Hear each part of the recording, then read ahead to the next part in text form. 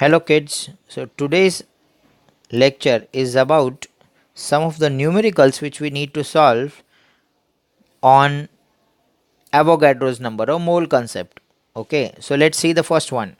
So question is deduce the number of molecules. Okay, so number of molecules in 7.1 gram of chlorine. Okay, so the given mass of chlorine is 7.1 grams and we need to find out how many molecules are there in 7.1 grams. So step 1 is molecular mass of chlorine. We have to find out the molecular mass, and we know what is the molecular mass of chlorine. Okay, it's atomic mass into the number of atoms in chlorine, right? Number of atoms in chlorine.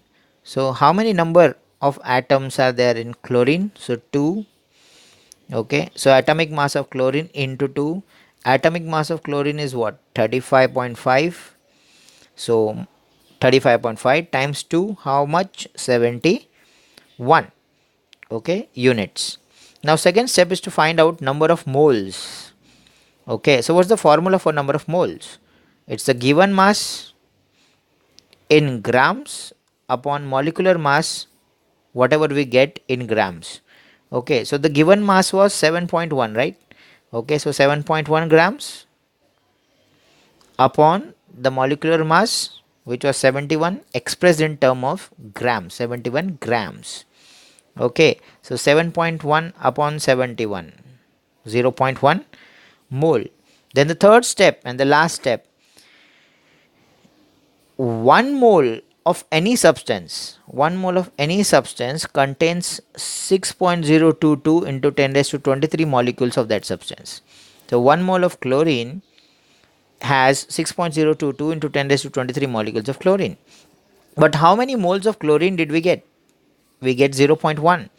So 0.1 mole of chlorine will have 0.1 times 6.022 into 10 raised to 23 molecules.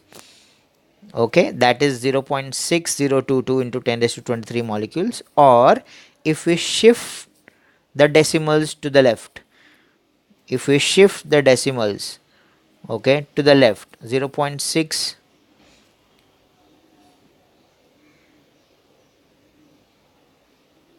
0.6 into 10 raised to 23 molecules will become 6.022 into 10 raised to 22. Okay, if we shift the decimal to the left, we increase the number in the order of 10, and if we shift to the right, we decrease the number in the order of 10. So in this case we have shifted the decimal to the right, so that's why we have decreased the number here. So 23 becomes 22. Actually the logic is maths.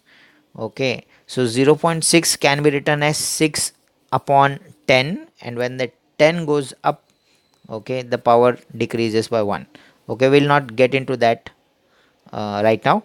Okay, if we shift the decimal to the left, we increase the number. If we shift the decimal to the right, we decrease the number by 1.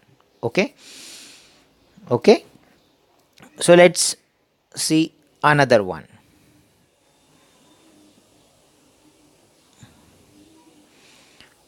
One more. Okay, so the next question is, if 0.2 moles of magnesium oxide is required, how many grams of it has to be taken? Okay, so in this question we don't have to find out the number of moles, it's already given. Okay, 0.2. Okay, we need to find out how many grams we would require to make 0.2 moles. Okay, so again the same things. First we'll find out molecular mass of magnesium oxide. Okay, for that we need to know the molecular formula of magnesium oxide. Magnesium oxide is MgO. Okay, how come MgO? So it's simple. Okay, Mg and O. What is the valency of magnesium? +2. What is the valency of oxygen? -2. Okay, so this 1 and 1. then we cross Mg1 and O1, so it forms MgO. We know this, right? Okay, so the formula for magnesium oxide is MgO. We'll go ahead, we'll find out the molecular mass like this: atomic mass of magnesium, right? Okay, into 1. Okay, how come? Why into 1? Because there is only one atom of magnesium in magnesium oxide, right? Okay, plus atomic mass of oxygen into 1. Okay, so what is the atomic mass of magnesium? 24 times 1 plus 16 is the atomic mass of oxygen, times 1. 24 plus 16, 40 units. Then the second step is the formula: number of moles equals to given mass in grams upon molecular mass in grams, whatever we get above. Okay, so we don't know the given mass, right? We need to find out how much is required to make that 0.2 mole. 0.2 is what it was provided in the question, right?